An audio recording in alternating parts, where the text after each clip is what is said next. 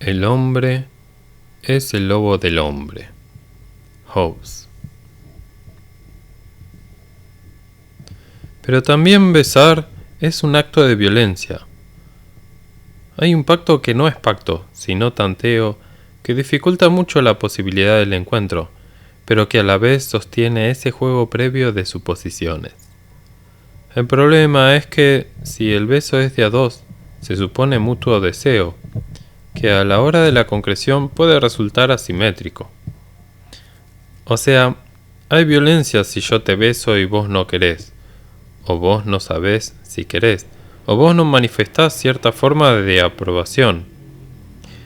No sé, perdoname, sentí que daba, le dije disculpándome y odiando mi vocabulario pretenciosamente juvenil e intentando rebajar la diferencia de edad manifiesta con una Julia ostensiblemente más chica que yo. Julia no me contestaba. Su rostro se iba transfigurando desde el llanto inicial hacia un enojo contenido. Soy amigo de Pedro, le dije al aire como un modo de salvación, pero ella no se inmutó. Claramente no conocía a Pedro. Me había equivocado una vez más. Todo el trasfondo policial demencial se me había desfigurado. Me sentía avergonzado en ese lugar donde la vergüenza pone en evidencia el límite entre lo que uno es, lo que cree que es y lo que actúa. No había sido plenamente yo, pero al mismo tiempo sí lo había sido. Julia finalmente me habló. No tenés derecho, no solo porque la policía nos está reprimiendo y te aprovechás de la situación, sino porque me obligaste a pegarte. Odio haber tenido que pegarte, a vos o a cualquiera. La filosofía política es el arte, es el área de la filosofía que se pregunta por el orden social, por la presencia del otro, por el otro que también somos, pero sobre todo por el modo en que se ordena una sociedad que involucra a los otros. O sea, la filosofía política se pregunta por el otro. Podríamos decir por eso, hasta decir que toda filosofía es de algún modo política, ya que no solo siempre hay un otro, sino que además siempre se pone en juego en ese vínculo una relación de poder. Si hay un otro, hay poder. Pero la conexión entre el otro y el poder no necesariamente se circunscribe al modo en el que la concebimos en la política tradicional, sino que lo interesante es invertir el esquema y comprender la politización de aspectos de la existencia tradicionalmente excluidos de la política, como el beso robado a Julia y su cachetazo. Sobre todo como el beso robado a Julia y toda la sensiblería que poetiza una violencia de apropiación corporal bajo la metáfora de un robo, que paradójicamente desnuda la doble moral existente entre robos legítimos y robos condenables. Allí donde se juega la existencia de un robo no condenable, arguyendo naturalezas humanas, tradiciones, códigos, o un romanticismo berreta. Allí se juega el poder, o sea, la política. O sea, la filosofía política que reflexiona y deconstruye los conceptos políticos tradicionales instalados como verdaderas y como verdades sociales establecidas. La persona, el orden, la ley, la democracia, el bien.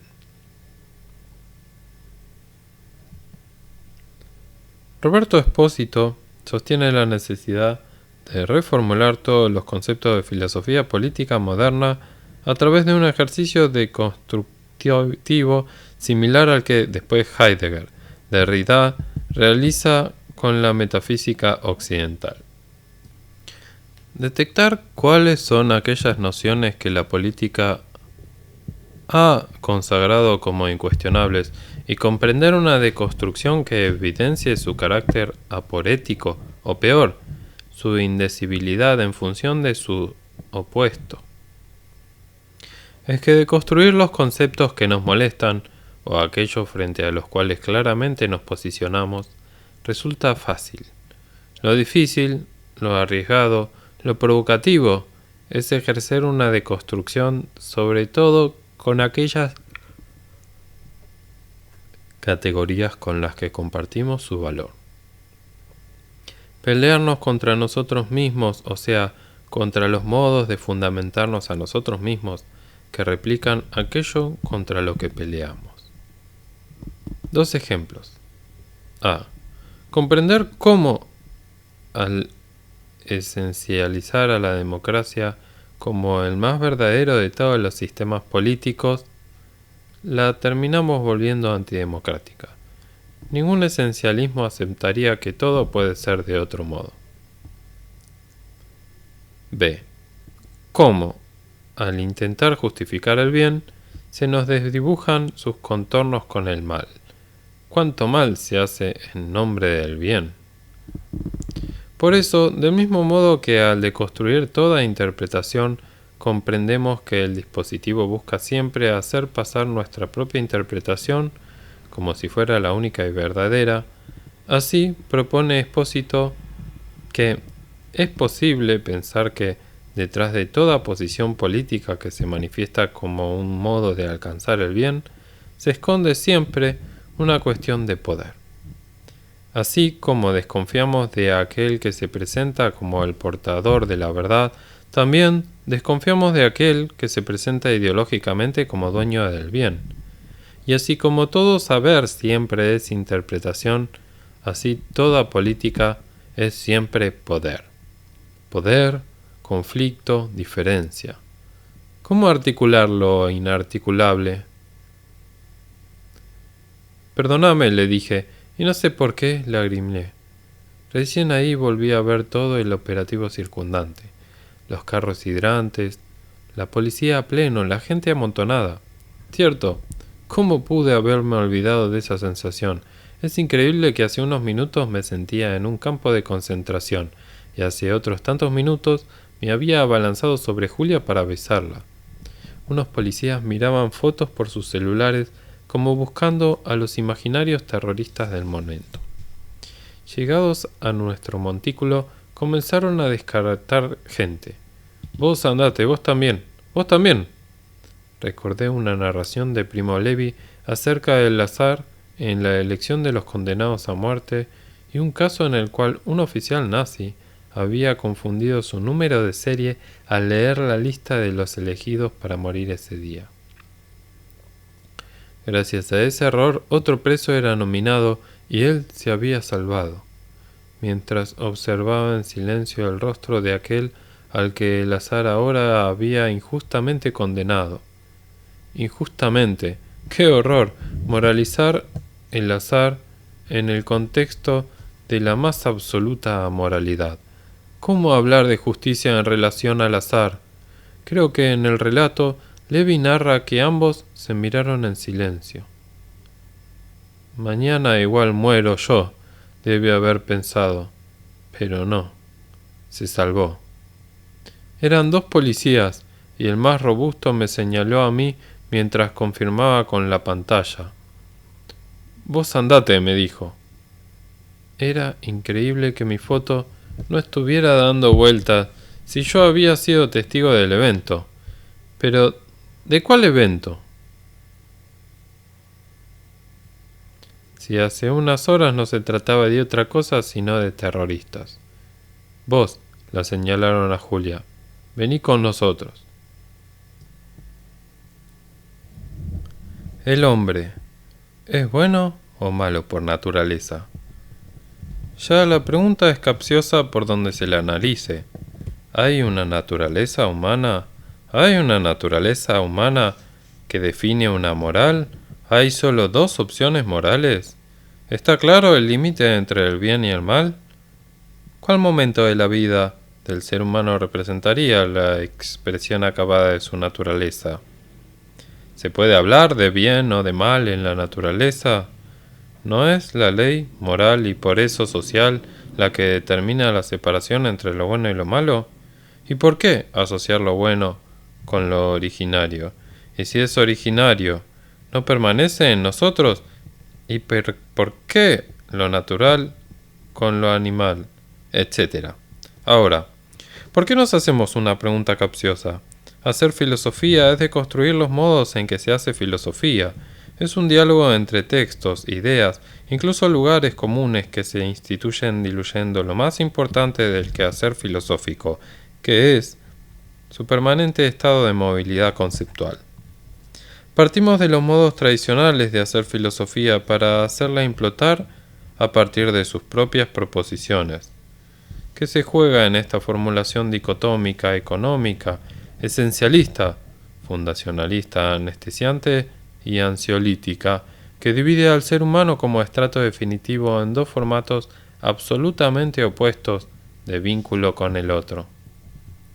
Y en definitiva, ¿qué tipo de orden se configura a partir de esta supuesta metafísica de la naturaleza humana? La dicotomía ordena y, por eso, tranquiliza. Y así producimos verdad, o el ser humano es bueno o es malo por naturaleza. No hay grises, ni matices, ni ambigüedades. Si es bueno, buscará en el otro su compañía para desarrollarse. Si es malo, deberá enfrentar al otro para su propia supervivencia. Claro que la bondad natural haría prescindible el orden social, mientras que la maldad natural provocaría la necesaria existencia de un orden artificial que nos resguardara a todos contra todos. Se supone que, si somos buenos por naturaleza, es solo cuestión de ver los modos de organizarnos para que ese bien común traiga resultados compartibles por todos. Y en el mismo sentido, se supone que si somos malos por naturaleza, la primera derivación inmediata de esa maldad entendida como egoísmo sería la propensión a la guerra, de todos contra todos. Y si hay guerra, se vuelve necesaria la ley, o el Estado. En una palabra, el orden para mantener a raya el instinto que arroja a los individuos a competir entre sí, a priorizarse a sí mismos, a someter al otro para su propia expansión. Hay un dispositivo metafórico en funcionamiento. Dispositivo tiene la misma raíz de disponer, o sea, ordenar el orden. Poner orden. Incluso podríamos pensar que lo que entendemos como nuestra más pura y libre individualidad es una construcción más del orden, o sea, del dispositivo metafórico.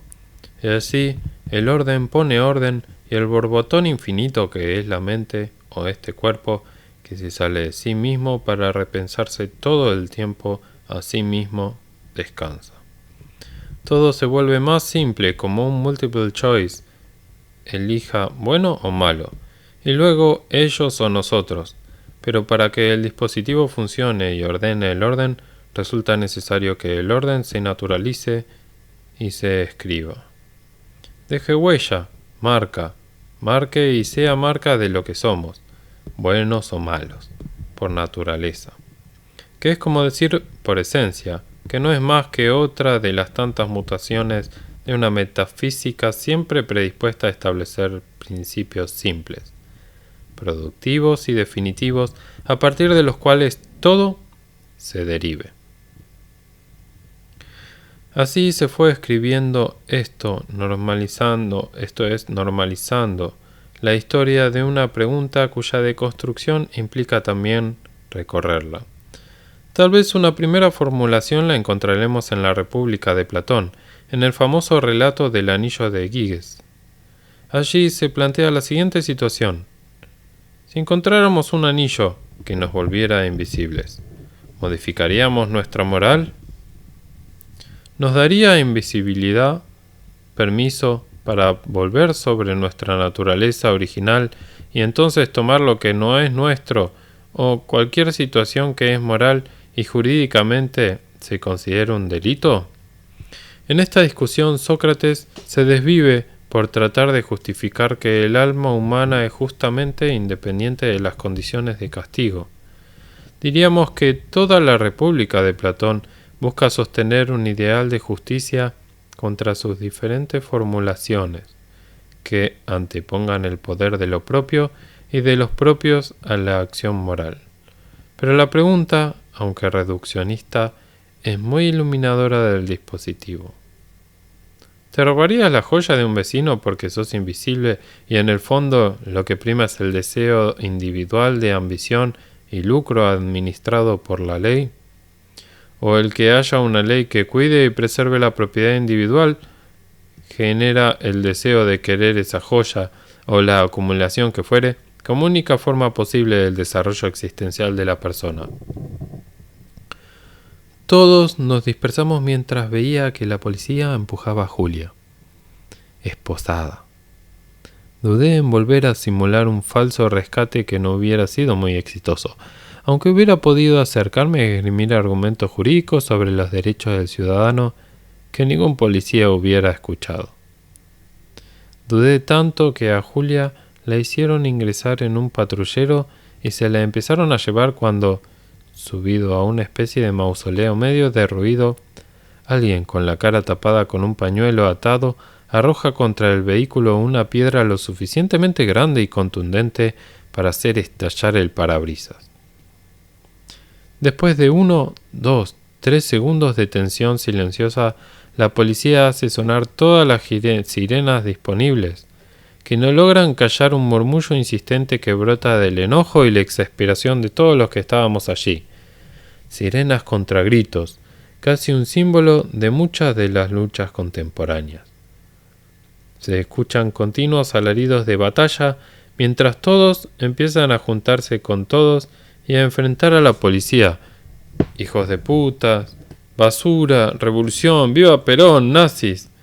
Palabras que circulan por el aire y envalentonan a una turba que, en su anonimato y anarquía, iba constelando figuras colectivas que avanzaban sobre los hombres de azul. Era la guerra de todos contra todos. Claro que las armas estaban de un solo lado.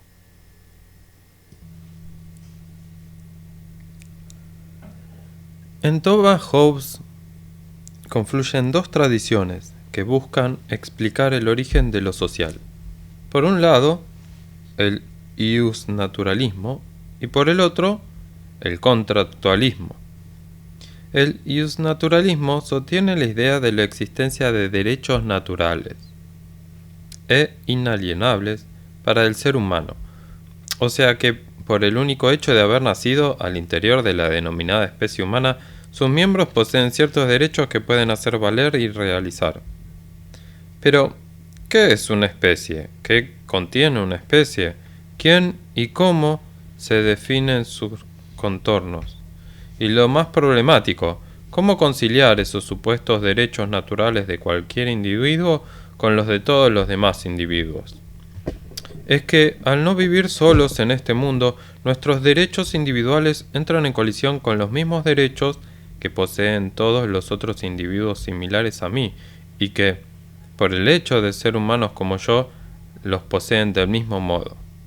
De ahí, al iusnaturalismo se le suma el contractualismo, como una tradición que propone formas para reconvertir ese supuesto estado de guerra natural entre los derechos de todos en un orden convivible y compartible, y que, por sobre todo, permita desde esa armonía que los individuos pacten entre sí reglas para la convivencia sin que por eso se priven lo mínimo posible de ejercer sus derechos en toda su potencialidad.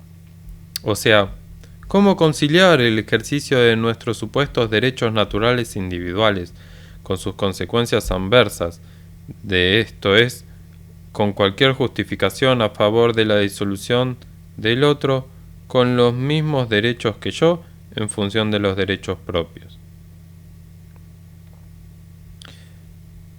Es un derecho natural la libertad. Es un derecho natural la supervivencia, y allí mismo se produce ya un problema.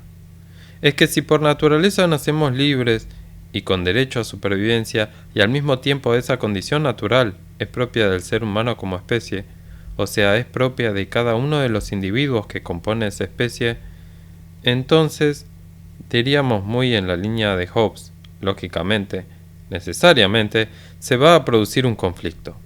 Y en el conflicto cada uno se va a priorizar a sí mismo, o sea, el hombre por naturaleza es egoísta.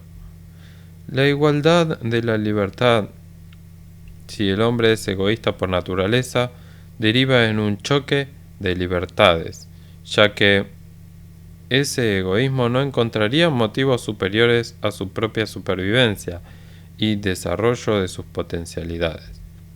Resulta evidente que la clave de todo este planteo inicial reposa en la idea de un egoísmo o maldad originaria, o sea, en las siguientes preguntas.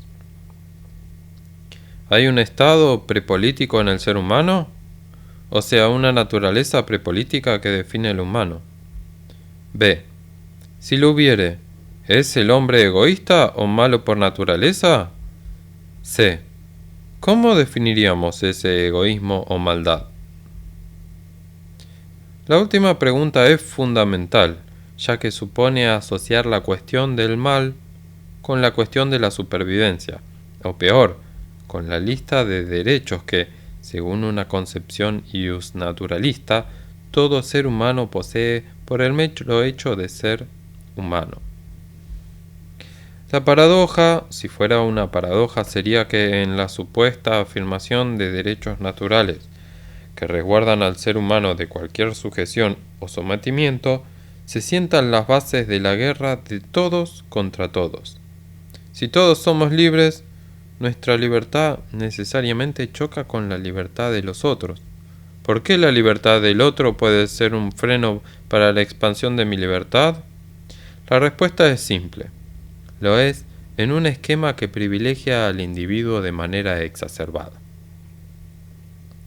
La búsqueda inalcanzable e incansable de la filosofía política se halla oscilando siempre entre estos dos extremos.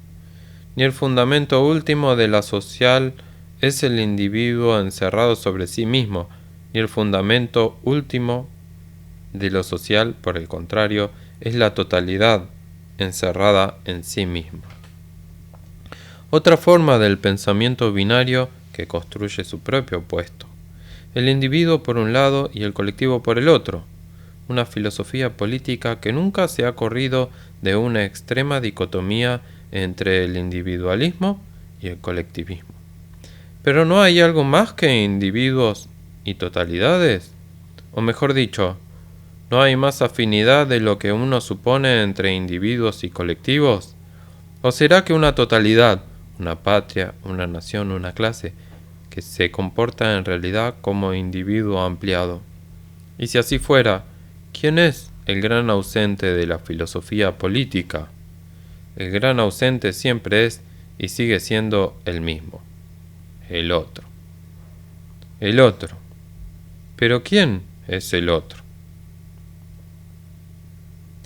Empiezo a correr sin parar, recordando esas películas de guerra donde los soldados van cayendo mientras corren alcanzados por las balas. No puedo no pensar en la contingencia de una bala que tal vez me pegase, y por eso voy deteniendo mi marcha. Opción que tal vez era la peor. Mi paso se hace más lento mirando para atrás, como si con mi mirada pudiera reconocer el disparo y esquivarlo. Siempre me pregunté si, en un escenario como este, correría sin parar o intentaría esquivar una bala. Esquivar una bala, ¿a quién se le ocurre? ¿Sigo corriendo o busco un escondite a la espera de que la guerra cambie su curso? Demasiadas dudas en una guerra. Y para colmo, todo posible escondite estaba ocupado, tanto detrás de algunos árboles como en algunos de los mausoleos cuyas entradas estaban rotas o habían sido forzadas. Cuando justo a mi derecha observo que en un mausoleo negro 2 jóvenes están expulsando a patadas a un señor mayor que no los dejaba entrar. Hijo de mil puta, ahora andate por egoísta. los amarreaba una chica como de 25 años. El señor cayó en la vereda empedrada del cementerio, se paró y huyó corriendo. Los jóvenes me vieron y en un segundo, en un intercambio de miradas, me tomaron del brazo y me metieron adentro. Gracias, atiné a decir, y me recosté sobre uno de los féretros.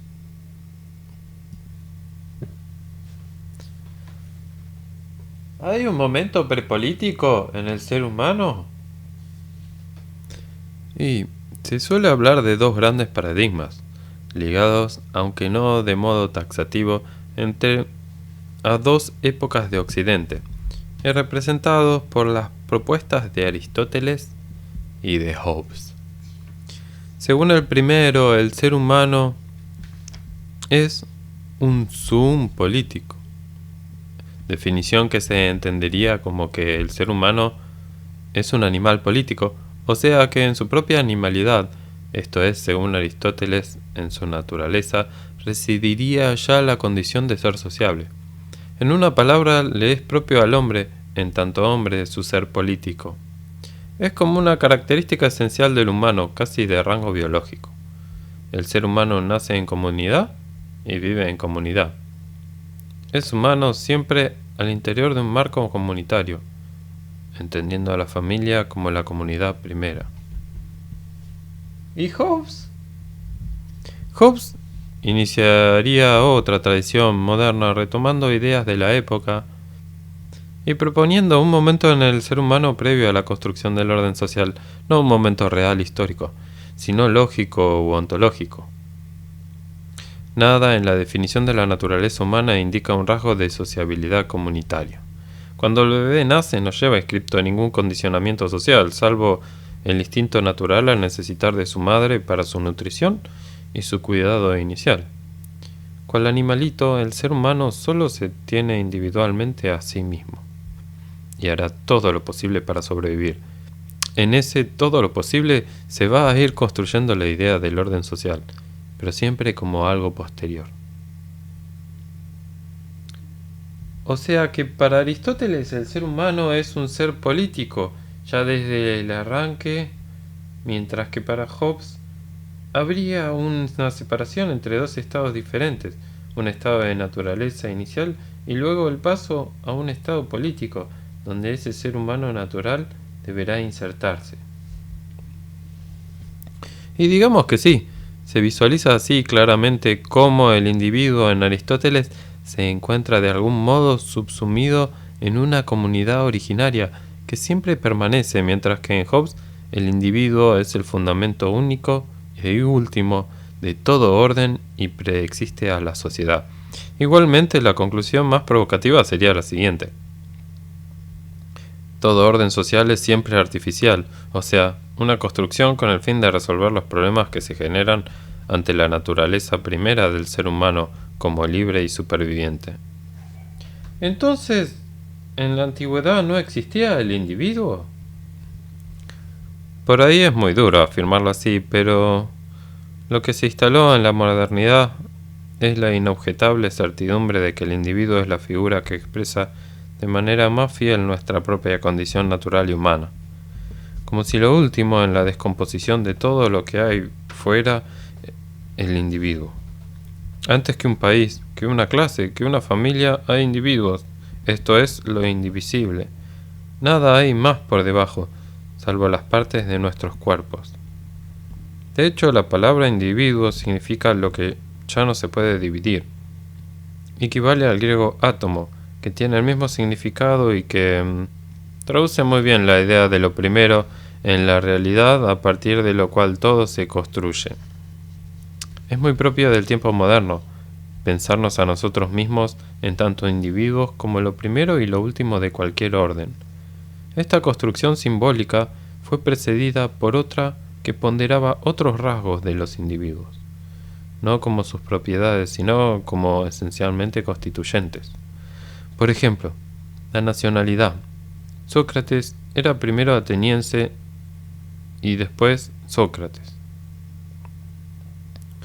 Hoy nosotros somos primero quienes cada uno de nosotros somos, y después claramente de la nacionalidad que sea. Entiendo. Pero entonces en la versión de Hobbes, ¿cómo se llega al orden, a la ley y al Estado?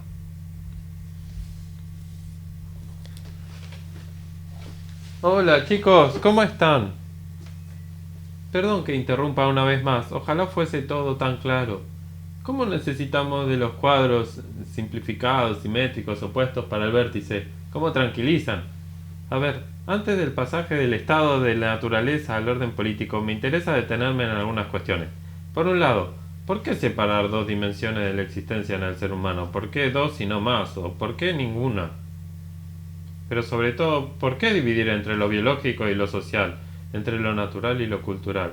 ¿Son realmente dos esferas tan tajantemente separables para hablar después de continuidad, quiebre o lo que sea? Y además, y tal vez lo más importante, ¿por qué jerarquizarlas? Todo lo que implique huir de cierta naturaleza originaria, que sin embargo cuando nos conviene sacralizamos, es bienvenido, ¿no?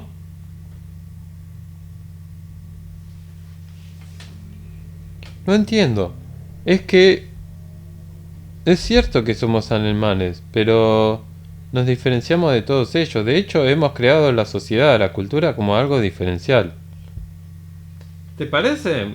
Muchas cosas. Por un lado, siguiendo a Derrida, no son naturaleza y cultura dos conceptos que, cuanto más los pensás, excluyentes más se tocan. ¿O no es la cultura una creación del ser humano? O sea, de su naturaleza en tanto humano. Y en ese sentido, ¿no es la naturaleza un espacio absolutamente intervenido por la cultura?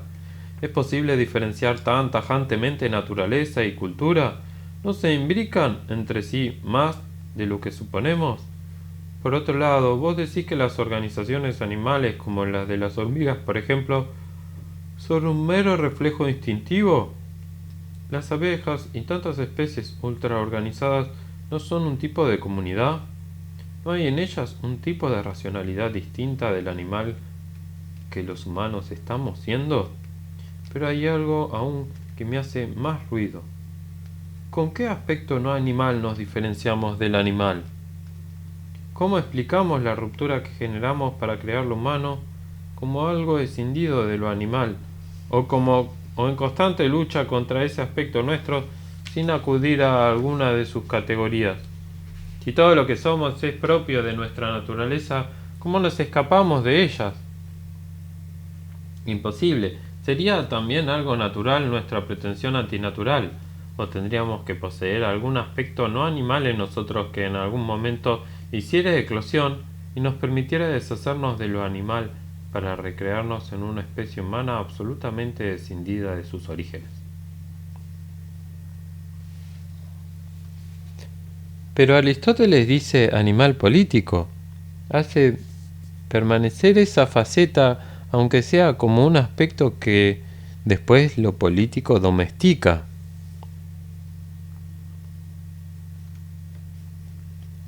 Es interesante el fragmento, como comenta Derrida, el famoso texto de Aristóteles luego sigue y sostiene que aquel que no es un animal político, o bien es un ser superior, o bien es un ser inferior. Ambos apolíticos, y en el sentido de no estar atada su naturaleza a la ley de la polis, o sea, a las normas de convivencia social. Somos superiores a las bestias, pero bestias para los dioses. Lo político no es algo en sí mismo superior, sino solamente diferencial. Lo propio de lo humano es lo político, que tiene una relación coesencial con el lenguaje. Lo político, esto es, lo humano, se realiza en el lenguaje, base para cualquier convivencia. Para Aristóteles, entonces, el animal carece de lenguaje, por lo menos del nuestro, mientras que los dioses hablan un lenguaje superior. Nosotros dominamos nuestra bestia interior. ¿Dominarán los dioses su humano interior? El lenguaje, o sea, el logos, la racionalidad, algo de este tenor está en juego en el pacto. Sí, pero eso ya es Hobbes. Salimos del estado de naturaleza pactando entre todos para que la guerra de todos contra todos se convierta en sujeción a la ley de todos con todos. Entiendo, pero ¿de dónde sale ese pacto? Estábamos, según Hobbes, en medio de la naturaleza, en una virulenta guerra de todos contra todos, donde priorizábamos nuestros derechos naturales a la libertad y a lo que se nos cantaba la gana. Pero si todos priorizamos nuestra individualidad al mismo tiempo, no hay otra salida que la guerra. O más fácil, si nos estamos muriendo de hambre y hay solo comida para pocos, al no haber todavía ley y acuerdo entre todos, lo evidente es que el único camino posible es el conflicto. Ahora, para salir de este estado recurrimos a nuestra racionalidad, que nos aconseja que es mejor acordar entre todos que seguir matándonos. La razón hace un cálculo de conveniencia. Prefiere sacrificar parte de mi libertad para asegurar el resto. Si soy libre de matar a cualquiera, cualquiera puede matarme. Pero tengo miedo a la muerte y además tengo la suficiente inteligencia para calcular y entender que nada es mejor que el pacto. Elijamos a alguien, a algo. Elijamos un marco que nos gobierne, que nos asegure la vida, que nos resguarde, que cuide nuestras propiedades. Alguien, la ley cuya única misión sea establecer los límites para que los seres humanos, al desplegar su libertad, no avancen sobre la única condición de libertad del otro, su vida y luego sus propiedades. Pero perdón, ¿de dónde sale esa racionalidad? ¿No es también parte de nuestra naturaleza? Estaba todo muy húmedo, viejo, derruido, abandonado. También, ¿qué sentido tienen estos monumentos que buscan eternizar lo efímero, dejar testimonio de lo que se consume? ¿Y para quién? ¿Y para qué? Un hijo, un nieto, la curiosidad de un bisnieto y después el anonimato, por lo menos el anonimato afectivo. ¿O alguien se acuerda del nombre de su tatarabuelo? Toda la vida buscando ser inmortal no es otra cosa que un despilfarro existencial, que no es lo mismo que un derroche. La vida se derrocha gratuitamente, rebasa y contagia, contamina, reproduce. El despilfarro es otra cosa, lo contrario. Se es tan avaro y estratégico que se vive una supuesta vida eterna que nunca llega. ¿De qué modo concreto, real, carnal, sanguíneo se vincula este mausoleo con una existencia terminada, un cuerpo descompuesto, los huesos reposando adentro de un cajón? Tal vez alguna gira o recorrido urbano de algún grupo de turistas que descubren en el monumento algún nombre en común o particular o extraño. La Buenos Aires de la vida y de la muerte. La Latinoamérica y sus contrastes a la mano de cualquier europeo en cómodas cuotas. Y trabajo para los nativos, obviamente jóvenes, que, mientras hacen la rutina y repiten de memoria su recorrido por el cementerio, no saben ni nunca sabrán de quién son esos huesos, si hay huesos, encerrados en esa cripta que solo es una posta más, que los días de lluvia se esquiva para ahorrar camino. No tiene sentido morir. De hecho, ya no hay más sentido, y tampoco tiene sentido para las próximas generaciones que almacenan los recuerdos durante un tiempo.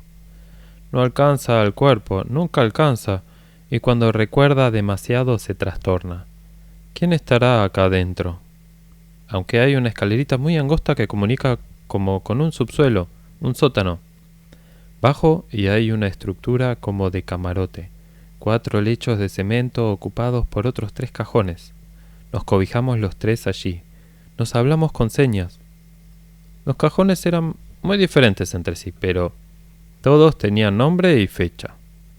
Estaba todo el recinto claramente abandonado hace años.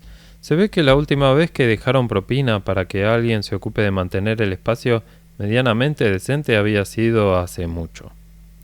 Pero los cementerios tienen esa particularidad. Se renuevan cada vez que uno los visita y vuelve a darles vida a los muertos. Mantener una tumba en perfecto estado si nadie la visita no tiene mucho sentido. Es como un gesto doble. Cuando voy y me hago presente frente a la ausencia, aclimato la ausencia para que se vuelva presencia.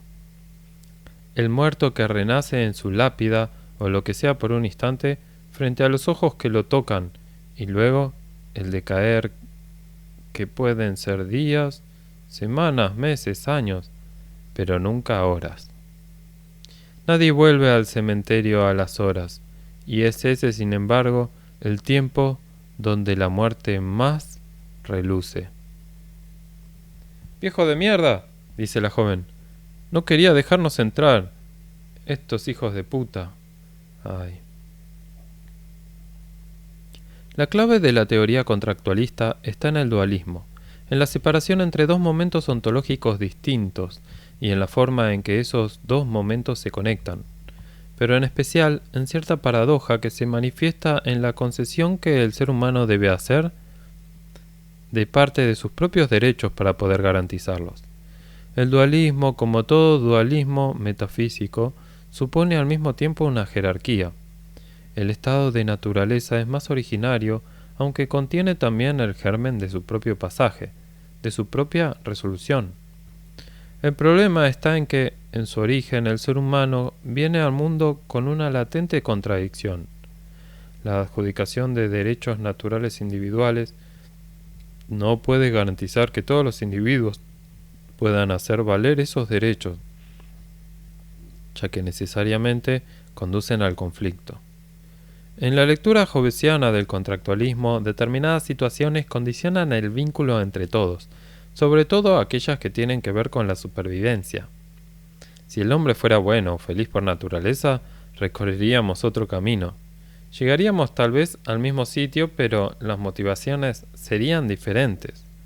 De hecho, para Rousseau, ese estado natural es netamente de felicidad y empieza a corromperse ante la acción de la ley. Pero en Hobbes aún no hay ley, o lo que es peor, en la naturaleza solo rige la ley de la naturaleza, esto es, la ley del más fuerte. Para Hobbes, en el estado de naturaleza, los seres humanos, tal como venimos a este mundo, esto es, innatamente, nos hallamos dotados de una serie de derechos y rasgos que nos definen bien originariamente como seres humanos, pero que al mismo tiempo anticipan nuestra futura destrucción. De ahí la paradoja. Lo que mejor nos define, mejor nos destruye. Debemos salir de ese estado. ¿Pero se puede salir? Salir aunque nos alejemos de aquello que mejor expresa lo que somos, porque ya no queremos o no podemos. En realidad nunca quisimos seguir siendo naturaleza. Debemos romper con la naturaleza e ir en busca de la ley, que medie, coaccione, pero sobre todo que resguarde nuestra supervivencia. Esos derechos son como mínimo el derecho a la libertad y el derecho a sobrevivir, en consonancia con dos rasgos fundamentales, la posesión de racionalidad y el miedo a la muerte. El individuo, cada uno de nosotros, nace y busca perseverar en nuestro ser, sobrevivir. No somos malos moralmente por naturaleza, sino egoístas. Ni siquiera egoístas en un sentido moral, sino cuerpos a la deriva que buscan aferrarse a la supervivencia. Todo, pero sobre todo, todos los otros se vuelven medio para eso. La madre, la familia, los amigos, los conciudadanos. En una supuesta dicotomía que coloque de un lado a quienes priorizan al otro y del otro lado a quienes primero se prioricen a sí mismos, este planteo inobjetablemente entiende que el ser humano, en tanto ser individual, no va a hacer otra cosa a priori que asegurarse a sí mismo en su propia individualidad. Es más, las situaciones límites son las que mejor expresan esta verdad originaria. Ante la posibilidad de la muerte inmediata, el ser humano solo actúa para sobrevivir. 8 personas en un bote que soporta solo a 4 van a arrojarse entre sí. Entre morir todos y salvarse 4, se salvan 4. Y ahí el único criterio posible es la violencia, la fuerza. No hay ley, y si la hubiera, habría que ver si alguien, en este caso límite, la respetaría.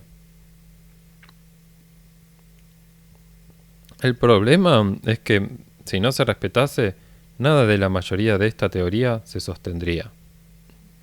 Pero no se trata solo de un tema de supervivencia. Podríamos incluir cierta disposición del ser humano individual a la ambición, a su propio desarrollo, al resguardo de sus posesiones, que aún no son propiedades porque no hay ley. En este estado de naturaleza que nos ata al resto de los organismos vivientes y que nos explica nuestro comportamiento asimilándonos a este resto, el dictum es más que evidente. El hombre es el lobo del hombre. En resumen, las 4 variables se combinan generando una ecuación que necesariamente conduce al contrato social. Nacemos libres y con el deseo de vivir y expandir esa libertad, pero nos encontramos con el límite que implica la existencia de un otro que al mismo tiempo desea lo mismo que yo. Los yoes entran en conflicto, pero como nacimos con la capacidad racional de comprender causas y efectos, decidimos encontrar un sistema que al mismo tiempo nos resguarde, tanto de la violencia del otro como de nuestra posibilidad de desplegar nuestra libertad a pleno. ¿Cómo podemos garantizar vivir al máximo el desarrollo de nuestras libertades asegurándonos de que nadie, en nombre de su propia libertad, nos mate? Es una balanza fina que pondera un máximo de desarrollo individual únicamente limitado por el temor a la violencia del otro. ¿Cuánto cedemos de nuestra libertad con el fin de resguardar nuestra seguridad? ¿Libertad o seguridad? ¿O más bien una libertad que solamente la seguridad puede garantizar? Una seguridad que supone una concesión de mis libertades, pero que garantiza al mismo tiempo que esa libertad, la que resta, no se vea amenazada. Concedo parte de mi libertad en un contrato al que me subsumo con el único objetivo de que el resto de mis libertades puedan desplegarse. Enajeno mi libertad para ser libre. ¿Será eso todavía libertad? Hobbes entiende que, si el hombre es el lobo del hombre, entra en conflicto el contraste que significa ser un animal racional. Lo racional y lo animal conforman un antagonismo irresoluble, cuyo destino es la cesión por parte de todos los seres humanos de su libertad ante un ente superior que nos legisle y nos garantice nuestra supervivencia. Todos abdicamos de nuestra innata libertad ilimitada para enajenar en un leviatán, un ser supremo, uno como nosotros, pero con el mandato de velar por la seguridad de cada uno para que nos cuide. Solo la ley y la decisión soberana de dotar a esa ley y de una jerarquía por encima de nuestra individualidad es la forma de asegurarnos vivos. Para ser individuales perdemos algo de nuestra individualidad. Siempre la paradoja allí presente. El miedo a la muerte del estado de naturaleza se desplaza ahora a otro miedo, más exacerbado. No tememos más al otro porque tememos a la ley. El orden social, a través de sus mecanismos e instituciones, exige el cumplimiento taxativo de sus mandatos. La soberanía a pleno, menos para el soberano, que queda en una zona marginal, hace cumplir la ley, pero tiene la potestad de suspenderla si en su nombre lo ameritase. Y así las paradojas se reproducen. Todas las paradojas, la misma paradoja. El soberano puede suspender la ley si la ley lo exigiera para su eficacia. ¿O cuántas veces ciertas situaciones límites exigen flexibilizar las bases de un contrato social demasiado burocrático que en tiempos de paz funciona perfecto, pero ante ciertas amenazas necesita tomarse sus permisos? El poder soberano siempre se presenta a sí mismo amenazado, y así siempre justifica sus excepciones. La ilustración de la primera edición del Leviatán de Hobbes contenía un dibujo donde el soberano era un gran hombre constituido por una multitud de seres humanos más pequeños albergados en su interior. En nuestro nombre, el poder nos devora. Nos devora para cuidarnos. Claro, que el costo es volvernos su bolo alimenticio. El soberano puede ser un monarca, una democracia, un sistema parlamentario, pero lo que siempre resulta necesario es la existencia de una legislación que ordene y que coaccione a la totalidad de la ciudadanía, nadie puede quedar inmune de cumplir con la ley, ya que de ser así, el sistema no funcionaría. Por eso muchas veces uno cumple la ley incluso en contra de su deseo. Ese deseo supone la pervivencia de la animalidad en nosotros, mientras que a la racionalidad se le asocia siempre con la prudencia, la mesura, el análisis, la represión y la contención de ese deseo. Pero, si así fuera, ¿por qué eligió Hobbes como figura metafórica del poder soberano al Leviatán, que es un monstruo marino bíblico? Para convertir al lobo que somos, irrumpe otra bestia. Solo la bestia puede contra la bestia. El miedo no solo no disuade, el miedo no solo no se disuade, sino que, a la inversa, se potencia al extremo. Todos vivimos vigilados y castigados por la ley, menos la ley.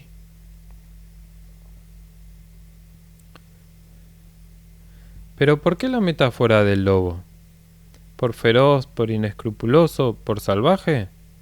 El hombre como lobo del hombre significa en una primera lectura que hay un impulso autodestructivo, a partir del cual el humano se cinde en un aspecto negativo, ser lobo, y otro positivo, ser humano.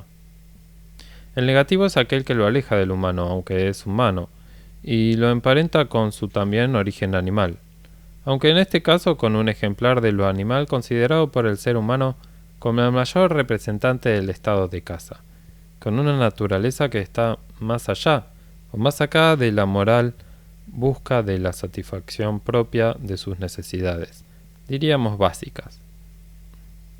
Sin embargo, en la metáfora del lobo hay un elemento de mayor ambigüedad que humaniza la metáfora del lobo. En parte al lobo en una faceta o en una mal usada noción de personalidad siniestra. Como que al lobo se lo coloca en el margen entre un comportamiento animal reflejo y otro más bien soez, sanguinario, gozoso del animal. En una palabra, malvado, esto es, amoral, esto es, humano. Al lobo se lo visualiza como un animal malvado, mientras que al resto de los animales, o por lo menos a la gran mayoría, se lo indulta de toda moralidad. Obviamente que hay muchos animales humanizados en sus características nocivas, desde algunas perspectivas para con el hombre, pero al lobo se le añade algo cercano a la intención, cuando no al goce de su acción. ¿Por qué es malvado el lobo si el mal o la malicia tiene que ver con lo humano? Una vez más se trata de una comparación entre el ser humano y todo el resto de seres vivientes no humanos que son aproximados o alejados y luego domesticados o exterminados en relación directa a la distancia que guardan con el modelo animal del humano. Y si a la cucaracha se la aplasta porque nos representa lo monstruoso, al lobo se le teme porque representa nuestra propia maldad proyectada. Vemos en el lobo un comportamiento humano, cuando en realidad el lobo solo anda por ahí siendo lobo. Pero en esta nueva metáfora humanizante de lo animal, se produce en realidad un nuevo desplazamiento. El hombre es el lobo del hombre. Significa que el hombre es el hombre del hombre, que necesita deslindarse de todo aquello que, en tanto humano, haga del humano algo más bien cercano a lo animal.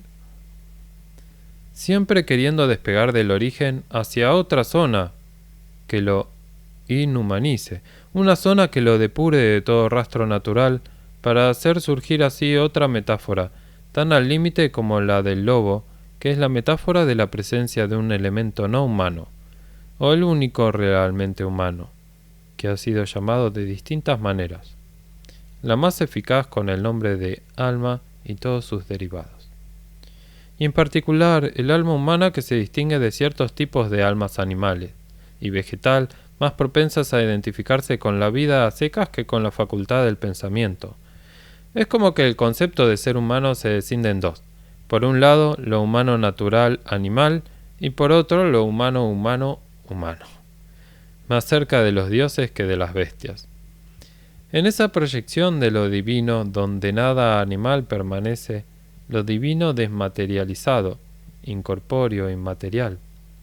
Es interesante cómo Agamben recupera textos e imágenes de ciertas utopías mesiánicas donde, después del animal, volveríamos a ser animales. Debe haber algo en el hombre que explique por qué puede dejar de ser hombre.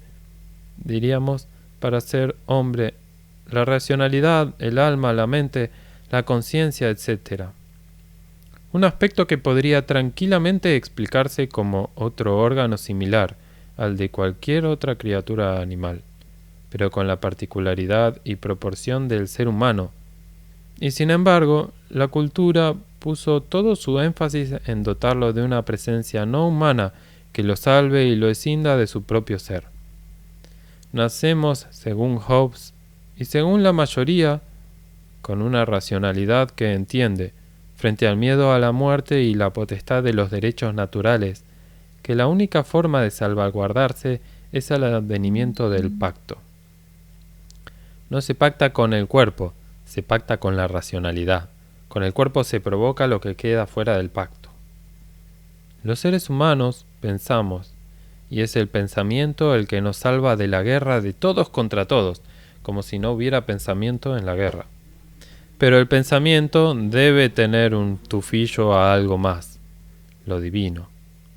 Una metáfora, como la del lobo. Un proceso, una tensión, un puente. Lo humano entre la bestia y lo divino. Lo humano y su ley, entre dos zonas fuera de la ley. Lo animal y lo divino. Necesitamos de la ley para salir de la animalidad y, cuando lleguemos a la divinidad, la abandonaremos. Como sostiene cierta sabiduría mesiánica, con el advenimiento del tiempo mesiánico, la ley ya no será necesaria. ¿Será por eso que al poder no le interesa la redención? La frase de Hobbes, que se abre entonces hacia sus contornos. Ciertamente, estas dos cosas se han dicho con toda verdad. El hombre es un Dios para el hombre, y el hombre es un lobo para el hombre. Un Dios humanizado y un lobo humanizado, o sea, en ambos casos humano y más humano, demasiado humano.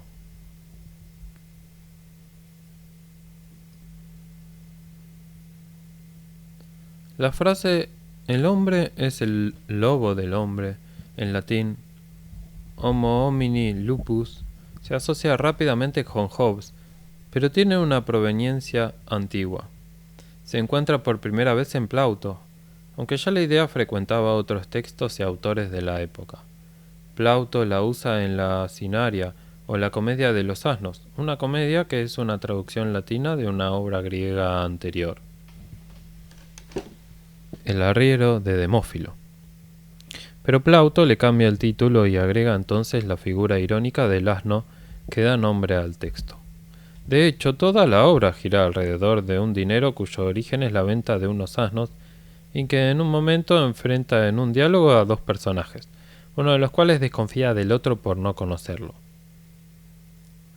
El esclavo de Ónidas se hace pasar por el administrador de la casa con el fin de que un mercader le entregue un dinero y emprender así todo un plan de consumación de una compra de una joven para el hijo de su amo, operación hoy llamada en nuestros tiempos matrimonio. Pero el mercader no se deja engañar y le responde: todo puede ser, pero así y todo no te saldrás con la tuya de hacerme entregar el dinero a una persona que no conozco. Cuando una persona te es desconocida, pues es para ti como un lobo, no un hombre. Eso dice el verso 495. Lupus est homo homini, non homo, quam qualis sit non novit. Es castellano literal, sería: lobo es el hombre para el hombre, y no hombre, cuando desconoce quién es el otro. O menos literal y más armónica: cuando una persona te es desconocida, pues es para ti como un lobo, no un hombre. O sea, la lejanía y la cercanía, aunque no se juegue aquí la cuestión de la especie, sino una vez más la cuestión de la otredad. El extraño, el desconocido, el extranjero, detrás de su rostro humano puede estar escondiendo su naturaleza de lobo. Es más, eso hacen los lobos, engañan para alcanzar su presa. Esperan, miden, calculan y ejecutan. No todo ser humano es un lobo, salvo aquellos a los que a priori debemos desconfianza, el otro. Pero no se trata de un otro vislumbrado como otro, sino de un otro que maquilla otredad y se presenta como prójimo. ¿Cómo te voy a dar el dinero si no sé quién sos? No te conozco. Cuando una persona te es desconocida no podés confiar. Puede tener otros intereses y no tener el cuidado, la confianza, la tranquilidad que te brinda el próximo, el cotidiano, el de todos los días. El ruido fuerte se iba desvaneciendo. Los tres en este sótano, con otros tres adentro de los ataúdes. Nos mirábamos con cierta rareza. Lentamente fui descubriendo que entre ellos tampoco se conocían con anterioridad. Uno ve a dos jóvenes actuando juntos y cree que son pareja o que se conocen, además de la edad, la onda, el vestir. Pero no. Ella nos miraba a ambos con cierta distancia. El tercero era joven como de 30 años, pero aparentaba menos.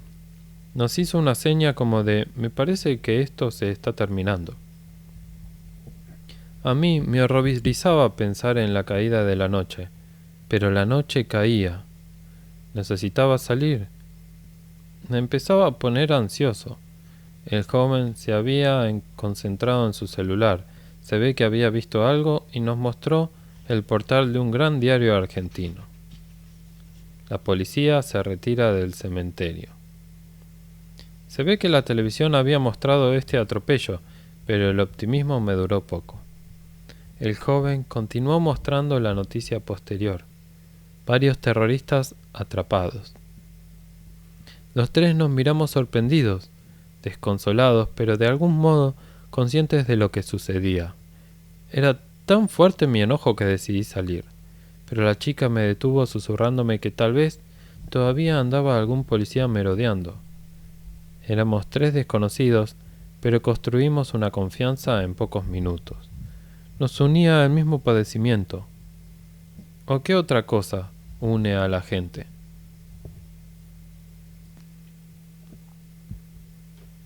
¿Hay alguna presunción de que la frase «el hombre es el lobo del hombre» tal vez se hallaba en el texto de Demófilo, pero no hay certeza? Parecería muy posible que así fuese. Tanto esta frase como la que Hobbes pone en tensión, el hombre es un dios, daimón, para el hombre, provienen de esta época y se hallan presentes en textos contemporáneos y posteriores. Pero lo que está claro es que en el uso que se le comienza a dar a partir de Hobbes, el sentido de la frase se radicaliza. Ya no es el desconocido exterior el potencial lobo, el peligro inmediato, sino el desconocido interior, o sea, todos aquellos seres humanos atravesados por una decisión ontológica, el lobo que tenemos dentro. O la flor de piel, o peor, nacemos lobos, pero con una salvaguarda que en algún momento debe brotar y permitirnos el salto. Todos los seres humanos somos por naturaleza bestias, y el destino entonces es el apocalipsis. Algo debe salvarnos. Las bestias no conducen a ningún otro lugar sino a la guerra. El miedo a la propia extinción, el miedo a que el otro nos devore, pero sobre todo a que nos devoremos a nosotros mismos. O el lobo no es el lobo para el lobo. Se hizo de noche. Los celulares palidecían. ¿Salimos?, pregunta la chica, y emprendimos la retirada. Nadie había a la vista. No había vista. Nos deslizamos cual fantasma entre las tumbas, ya que avisoramos 2 o 3 puestos de algunos pobres policías condenados a hacer guardia en el cementerio. ¡Qué cagada! No sé para qué me metí a la policía. Para estar toda la noche entre los muertos. Salvo que seamos zombies. Algo de zombie tiene el lobo. Sobre todo por lo inaprensible, por la falta de devolución. No hay diálogo con el lobo, no hay respuesta. Solo te come. Y te come la carne, lo que más duele y lo que más goza.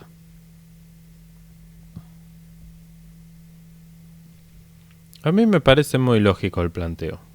El hombre por naturaleza es un cuerpo vivo, que solo busca sobrevivir.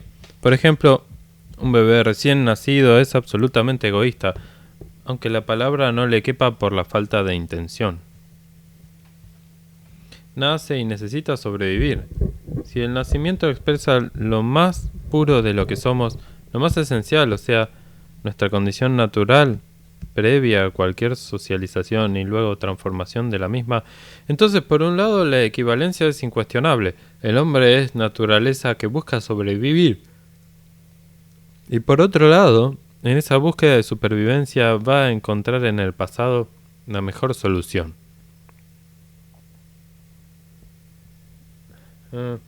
Siempre me hacen ruido los razonamientos tan lógicos, evidentes.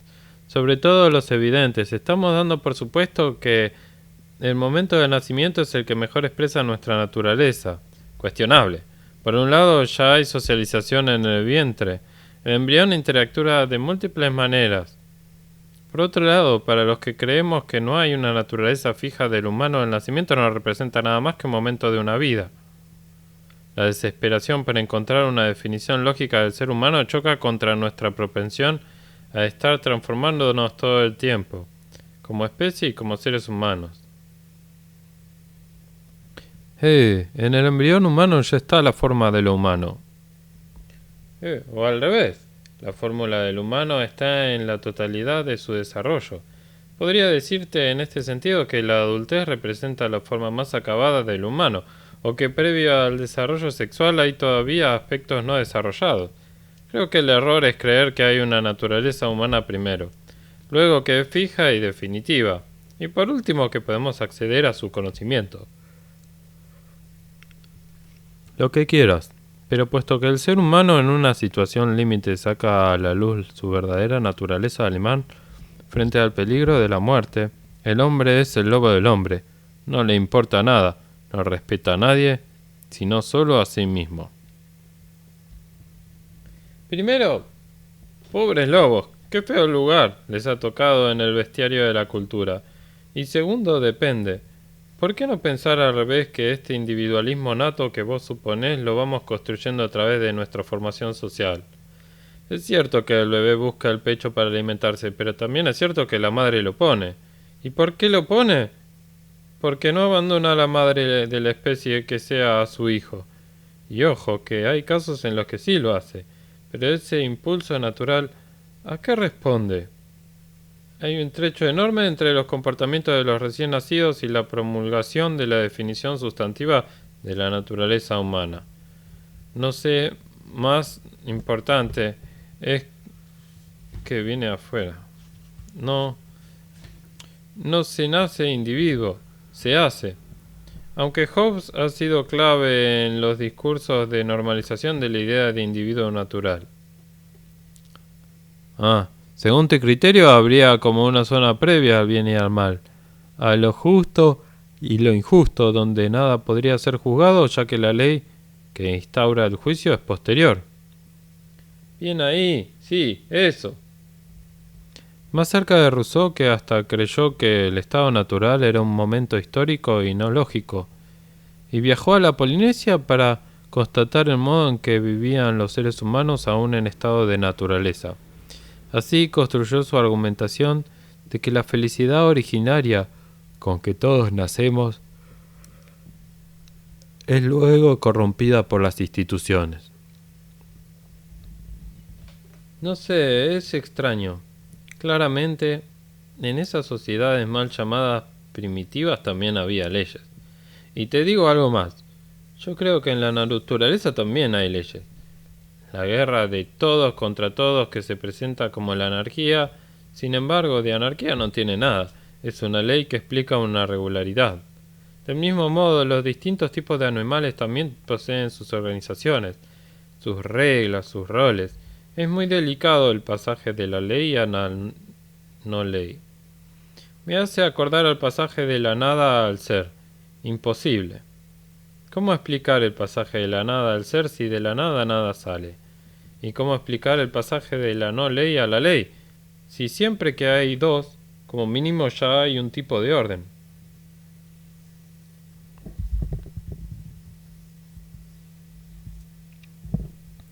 Es que se trata de otro tipo de ley, aquella que busca alcanzar el objetivo de garantizar que el hombre siga siendo hombre, o sea, que pueda desarrollar al máximo su naturaleza, pero sin perder lo único que le permite poder hacerlo, su vida. Hola, ¿cómo están? Estaba escuchando muy atento. Me parece clave salirnos una vez más de la dicotomía, aunque todo el pensamiento hobbesiano pueda articularse en una serie de individualismos, de dualismos asociados, malo, bueno, naturaleza, ley, cuerpo, alma, guerra, paz, animal, humano. El pensamiento binario jerarquiza y subsume uno de los dos polos a la prioridad del otro. Pero lo peor es que además supone una diferenciación demasiado estricta de conceptos que se tocan más de lo que uno se anima a admitir, tal como vimos en los distintos casos paradojales. Me parece más interesante desconstruir el dispositivo.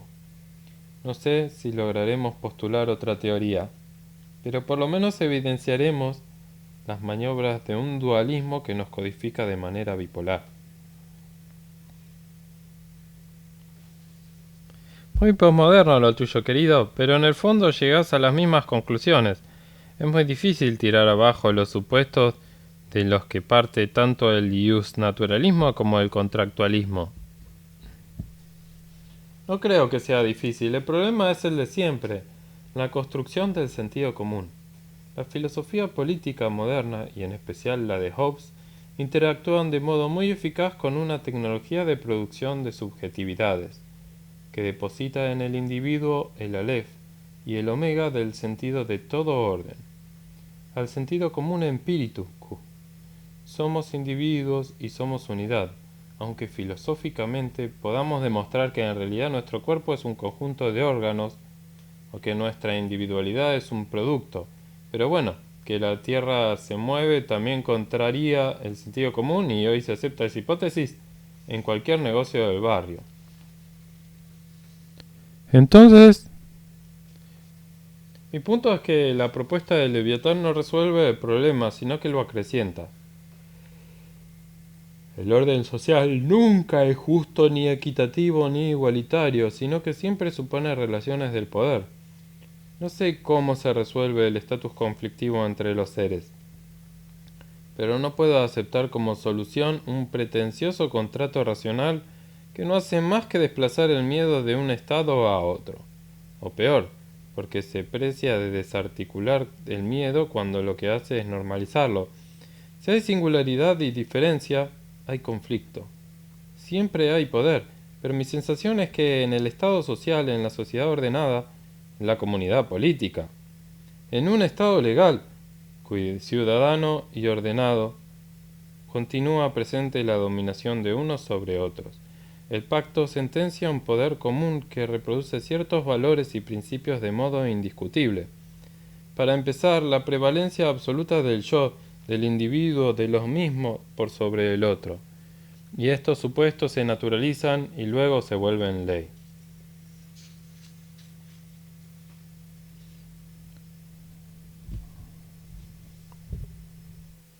Al final, la historia se repite y como afirmaba Trasímaco en la República, el derecho es siempre el que impone el más poderoso. O como escribe Derrida, cuando recuerda el principio de la fábula de La Fontaine, en El lobo y el cordero. La razón es siempre la del poder. No conozco esa fábula.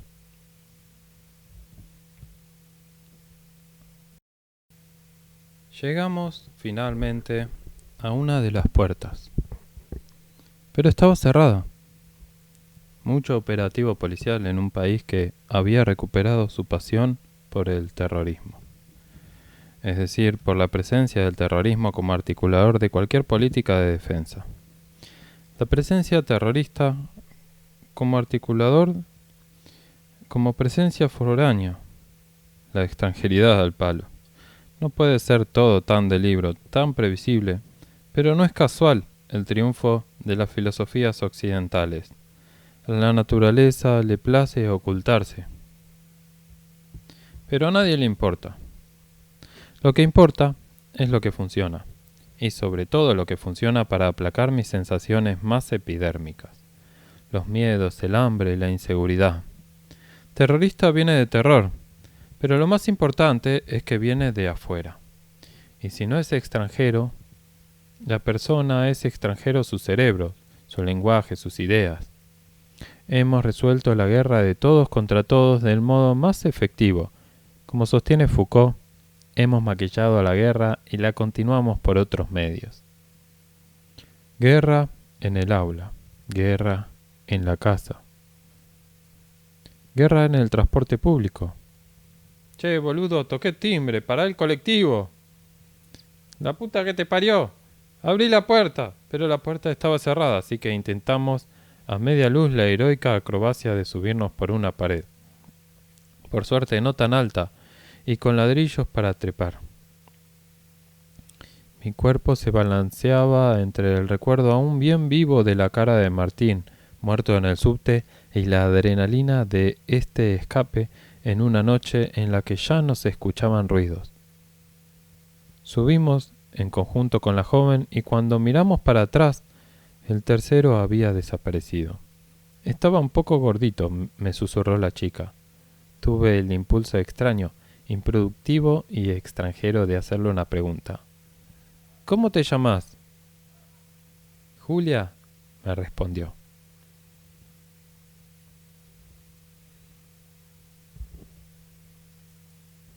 Un lobo hambriento se encuentra con un corderito en un río y se lo quiere comer.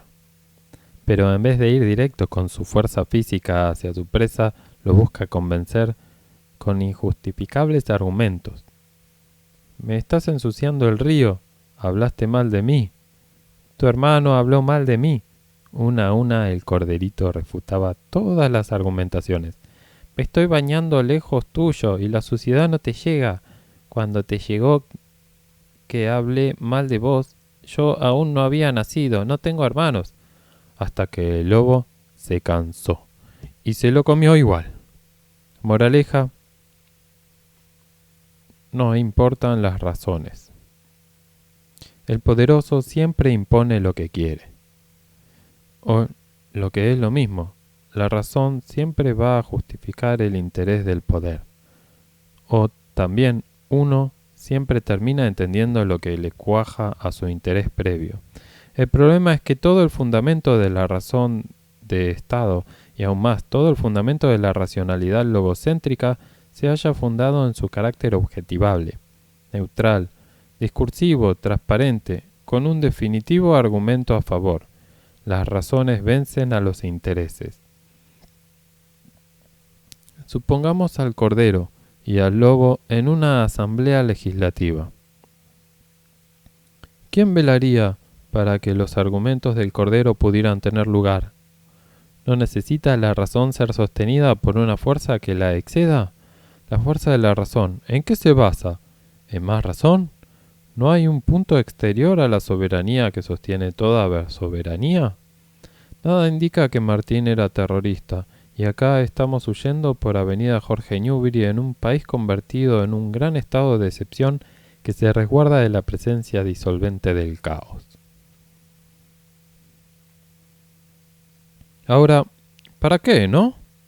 ¿Para qué el lobo buscó convencer al cordero y convencerse por medio de la argumentación? ¿Por qué, si con la fuerza alcanza, hace falta el convencimiento argumentativo? Es evidente que el poder funciona mejor cuando logra inmiscuirse en la arbitrariedad de lo real. Cuando se instala como certeza de una época, cuando se normaliza como sentido común. Incluso al final, el lobo se cree convencido de que está ejecutando una venganza. Nadie, ni siquiera el lobo, es lobo para el lobo. O sea, nadie, ni siquiera el lobo, admite su maldad. Como sostiene Spinoza, no queremos las cosas porque sean buenas, sino que son buenas porque las queremos. El dispositivo conceptual, la máquina de sentido, funciona así. El poder logra su objetivo cuando se instala como normalidad epistemológica, es decir, cuando, en nombre de la verdad, disuelve la anomalía, disuelve al otro. Entramos con Julia a un bar en la calle de Rodney. Todo el mundo estaba pegado a la televisión.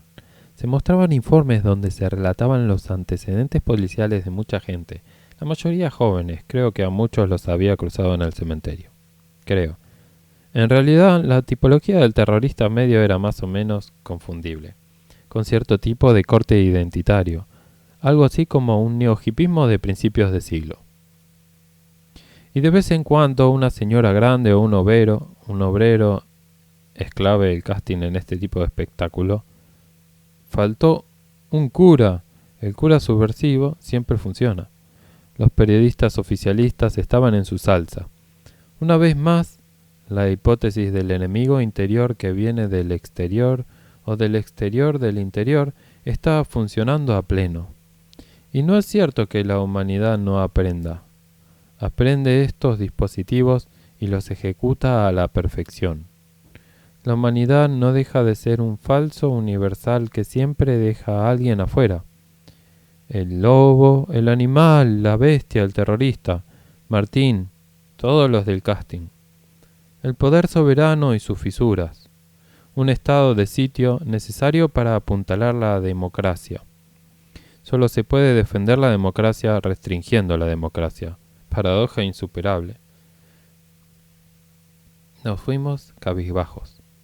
Yo estuve en el momento en que empezó todo, le dije a esta otra Julia, casi como queriendo en el medio de tanta desolación tirar una onda.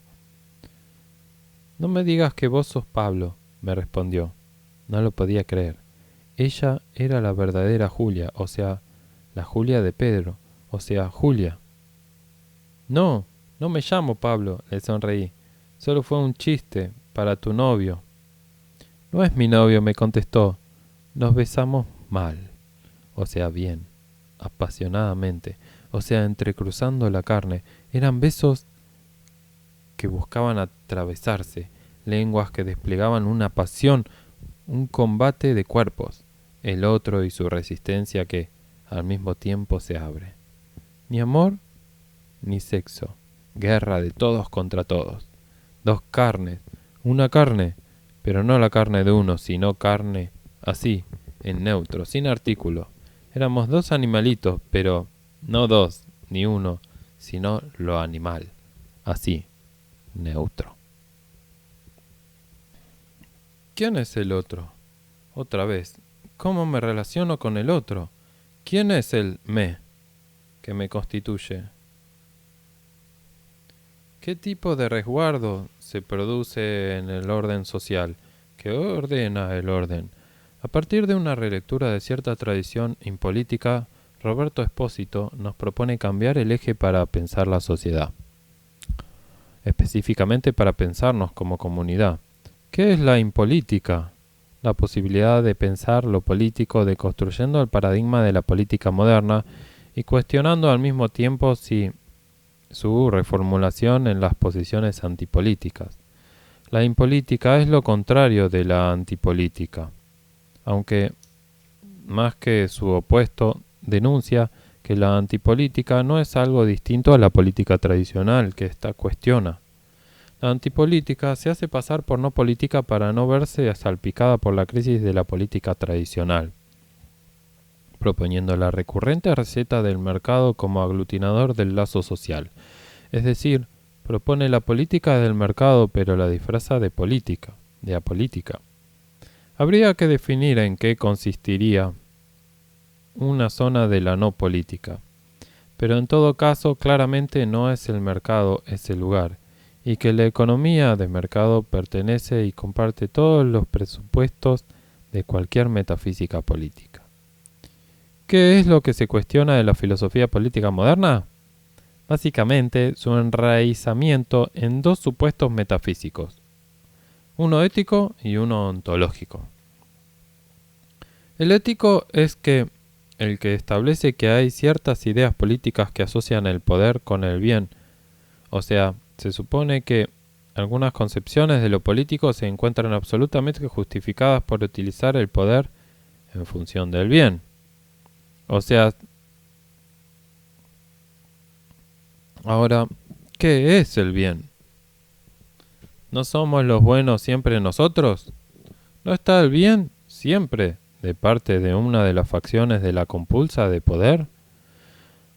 Por ejemplo, en Hobbes, la incuestionabilidad de un pacto que viene a resolver un problema ético y sacraliza al soberano, el contrato licúa la violencia originaria en pos de acuerdos para que cada ciudadano pueda ejercer al máximo posible su libertad individual con el cuidado de poder. Pero ¿desde cuándo se puede confiar en el poder? Solo si se lo asocia a la aportación de un tipo de bien. Pero también aparece aquí el segundo supuesto, el ontológico, el átomo último a partir del cual se piensa la política es el yo, o aquello que Emmanuel Levinas denomina lo mismo. Esto es un yo que no se reduce al yo individual, sino que puede incluir cualquiera de las formas exacerbadas de una identidad, cerrada sobre sí misma.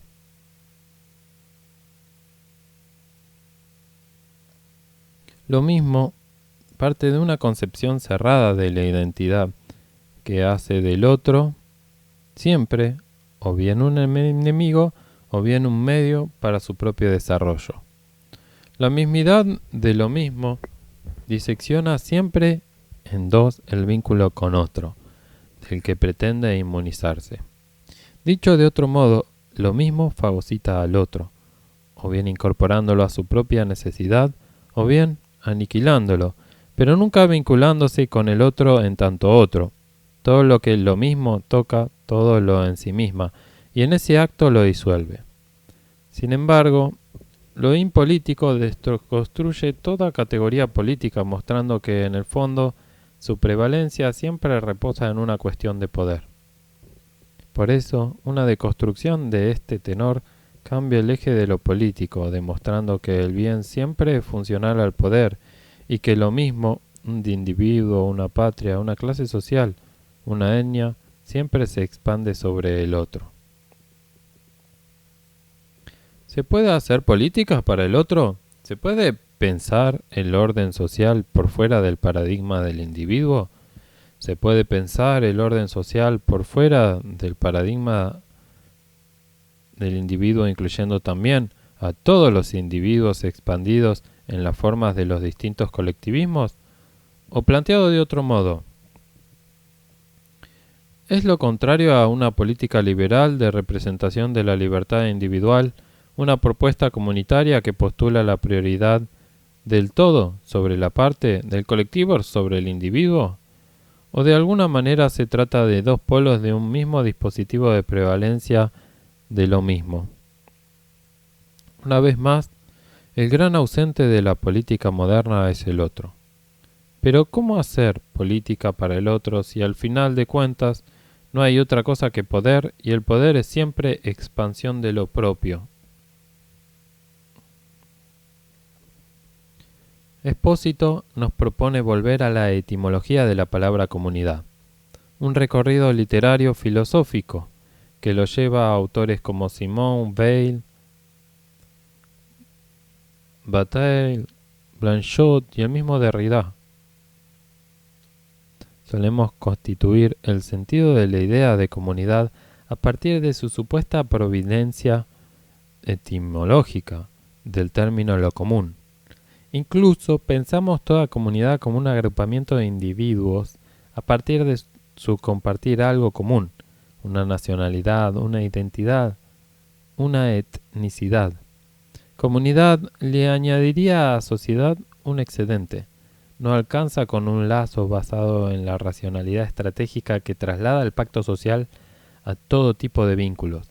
Así, la pareja, la amistad y otras vincularidades parecen conllevar el mismo dispositivo del pacto hobbesiano. Todo es contrato. Claro que al mismo tiempo nuestra historia nos confronta con otra marca. La comunidad clásicamente postulaba un elemento metafísico que nos excedía y nos albergaba. Atenas era más importante que Sócrates, o Sócrates era primero, Atenas y después Sócrates. Somos hijos de esas dos tradiciones, por un lado la sociedad, por el otro la comunidad. Individuos que establecemos contratos con otros individuos, pero que necesitamos comprendernos a nosotros mismos como mucho más que eso, aunque al mismo tiempo, cuando recaemos en el otro extremo, desconfiamos de grandes totalidades que nos albergan y nos desindividualizan en nombre de algo supremo, siempre ausente e inaccesible. ¿Cómo pensar la comunidad sin recaer en el individualismo moderno y al mismo tiempo alejarnos de las metafísicas tradicionales que sostienen figuras absolutas que nos determinan? Espósito nos recuerda que el término comunidad, según Emile Benveniste, puede derivar también de la voz latina munus, que expresa simultáneamente la idea del deuda y la idea de don. Dar el munus sería dar algo, no tanto algo que crea una obligación de devolución, sino en dar en tanto dar. Dar porque sí, por el hecho de dar, por el hecho de generar un acontecimiento de entrega. Doy sin esperar nada a cambio, porque hay un otro que me constituye y con el que convivo. O sea que comunidad puede derivar de ese acto de compartir, el munus, o sea, de compartir no algo concreto, sino su ausencia. Compartir el compartir. Dar lo que no se posee, para que no haya ningún bien específico que genere ni sensación de orgullo y mucho menos de deuda. Jamás deuda en el que recibe, sino una deuda originaria con el otro que nos inspira a estar dando todo el tiempo. No nos une con el otro nada en común, dice Espósito, ya que lo común implicaría que un aspecto se vuelva hegemónico, sino el compartir el munus, o sea, compartir la falta, la deuda que tenga con el otro. Cum munus da comunidad. Aunque conceptualmente resulte una paradoja, compartir una deuda con el otro, compartir el don que se da, pero que, siendo algo dado, ya no nos pertenece. Un compartir que rompe la idea de un conjunto de sujetos compartiendo una propiedad, ya que lo que definiría a la comunidad sería exactamente lo contrario, una desapropiación de lo propio en función del otro. Estamos acostumbrados a pensarnos como comunidad a partir de lo que tenemos en común, llevando a un segundo plano nuestras diferencias.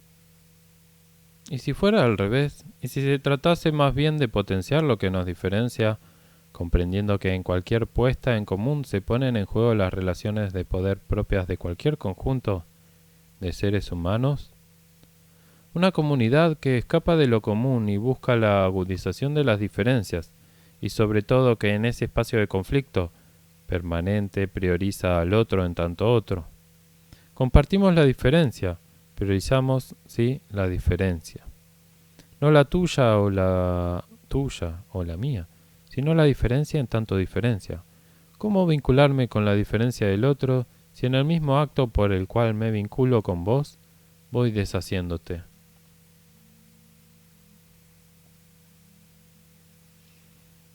Ya estábamos en un taxi. Mi casa queda cerca, dijo Julia, mientras no parábamos de besarnos.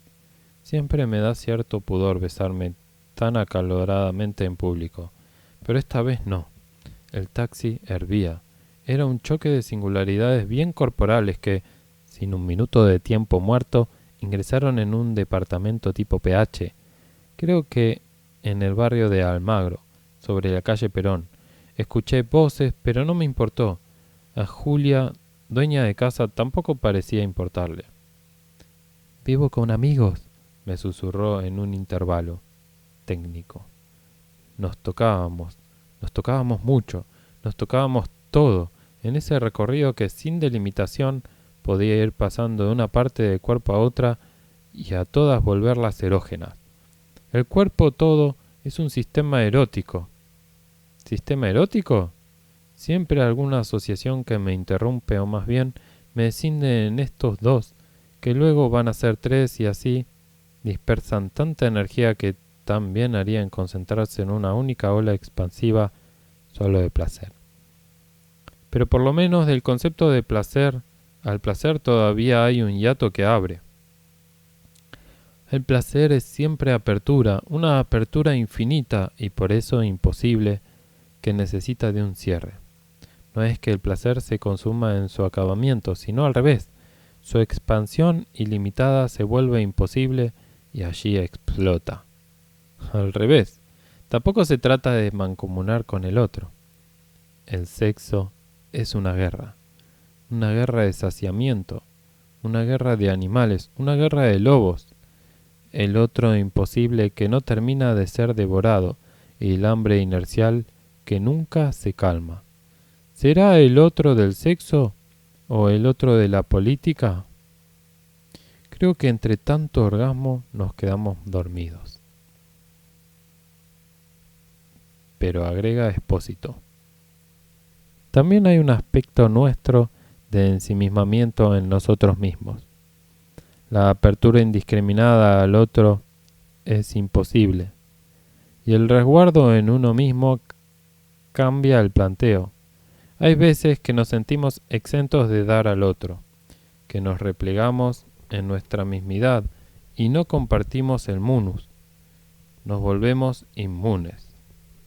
Es que el otro y su diferencia nos exuda tanto que buscamos dónde aferrarnos, casi como un péndulo entre el yo y el otro, casi como un entre, y otra vez el entre, y como en toda inmunización repelemos al otro en tanto diferencia, ya que su singularidad otra nos contamina, nos contagia, nos tiñe y nos saca de nosotros mismos. Por eso la comunidad nunca es un hecho, nunca es de hecho, sino que está siempre espectralmente presente, desconstruyendo toda política de inmunización que reacciona frente al conflicto originario en el que estamos arrojados. Si el hombre es el lobo del hombre, el orden social entonces es un gran zoológico. Pero de lo que se trata es de liberar a todos los animales y hacer explotar todas las jaulas, incluso la humana.